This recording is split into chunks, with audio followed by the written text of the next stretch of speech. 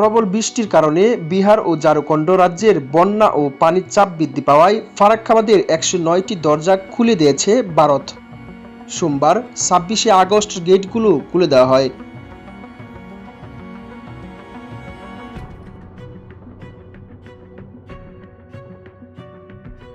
ফলে ভারতের পশ্চিমবঙ্গ প্রদেশের মুর্শিদাবাদ সহ বাংলাদেশের বিস্তীর্ণ অঞ্চলে বন্যা দেখা দিতে পারে বলে আশঙ্কা করা হচ্ছে। ভারতীয় সংবাদ মাধ্যমের খবর অনুযায়ী বিহার ও ঝাড়খণ্ডে বিপুল বৃষ্টিপাত হওয়ায় ফারাক্কাবাদ প্রকল্পের জলস্তর বৃদ্ধি পেয়েছে, যে কারণে পানির চাপ সামলাতে ফারাক্কাবাদের সব দরজা খুলে দেওয়া হয়েছে। ফলে একদিনে বাংলাদেশে ১১ লাখ সিউকেস পানি প্রবেশ করবে।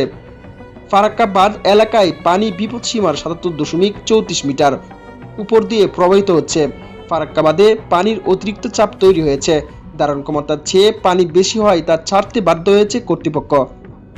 কর্মকর্তারা বলছেন, পানি না ছাড়া হলে ফারাক্কাবাদ ক্ষতিগ্রস্ত হওয়ার আশঙ্কা রয়েছে।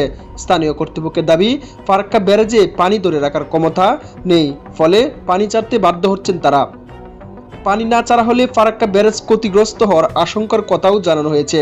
অন্যদিকে এই পানি ছাড়ার ফলে গঙ্গা থেকে তা ঢুকছে বিভিন্ন গ্রাম ও মাঠে। প্লাবনের আশঙ্কা রয়েছে মুর্শিদাবাদের মানুষ।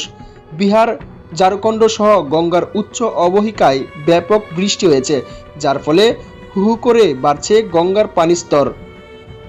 ফারাক্কা ব্যারেজের আপস্ট্রিমে পানি ধরে রাখার ক্ষমতা ২৬.২৪ মিটার, বিপদসীমা ২২.২৫ মিটার এবং সতর্কতা সীমা ২১.২৫ মিটার। এর মধ্যে আপস্ট্রিমের ধারণ ক্ষমতা অতিক্রম করায় শনিবার থেকে খুলে দেওয়া হয়েছে অধিকাংশ গেট। এর মধ্যে ১১ লাখ সিউকেসের বেশি পানি ছাড়া হয়েছে বলে গ্যারেজ থেকে জানানো হয়। এর আগে ভারতের ডম্বুর ও গজলডুবা বাঁধ খুলে দেওয়ায় বাংলাদেশের ফেনী, নোয়াখালী, কুমিল্লা ও মৌলভীবাজার সহ বেশ কিছু অঞ্চলে ভয়াবহ বন্যা দেখা দিয়েছে। সাইফুল্লাহ সাইফ, দৈনন্দিন চিত্র।